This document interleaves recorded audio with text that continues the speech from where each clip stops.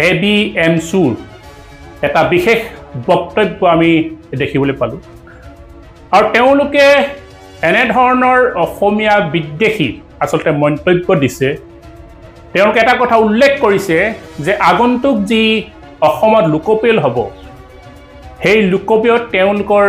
যি ভাষা লিখিব লাগে লোকপিয়লত তেওঁলোকে অসমীয়া নিলিখো বুলি কৈছে আৰু আমি বাংলা ভাষা লিখিম বুলি তেওঁলোকে উচ্চ স্তৰে ঘোষণা কৰিছে আৰু এটা কথা কৈছে যে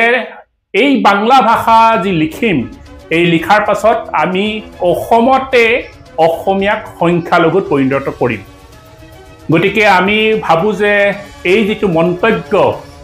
এই মন্তব্যটো সম্পূৰ্ণ অসম বিৰোধী আচলতে মন্তব্য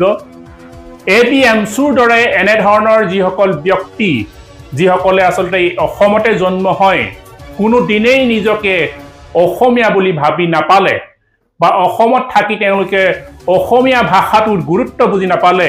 যে অসমীয়া ভাষা আন্দোলনৰ কাৰণে কিমান আচলতে শ্বহীদ হৈছিল এই অসমৰ কাৰণে কিমান বীৰ বীৰাংগনাৰ ত্যাগৰ বিনিময়ত আজি অসমখন বাচিল এই কথাবোৰ কোনো বুৰঞ্জীৰ আচলতে জ্ঞান নাই তেওঁলোকৰ গতিকে আমাৰ টাইপাৰ কেন্দ্ৰীয় সমিতিৰ তৰফৰ পৰা চৰকাৰলৈ এটা আহ্বান জনাইছোঁ যে যিসকল এবি এমছুৰ এনেধৰণৰ ব্যক্তিয়ে এনেধৰণৰ মন্তব্য কৰিছে অসম বিৰোধী মন্তব্য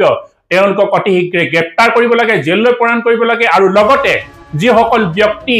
নিজকে অসমত অসমীয়া বুলি নাভাবে তেওঁলোকে অসম ত্যাগ কৰিবলৈ আমি আহ্বান জনালোঁ আৰু তেওঁলোকক আমি বাংলাদেশলৈ যাবলৈ টাইপাৰ তৰফৰ পৰা আহ্বান জনালোঁ আৰু পুনৰবাৰ কৈছোঁ যে এনেধৰণৰ অসম বিৰোধী যিসকলে মন্তব্য দিছে তেওঁলোকক পুনৰ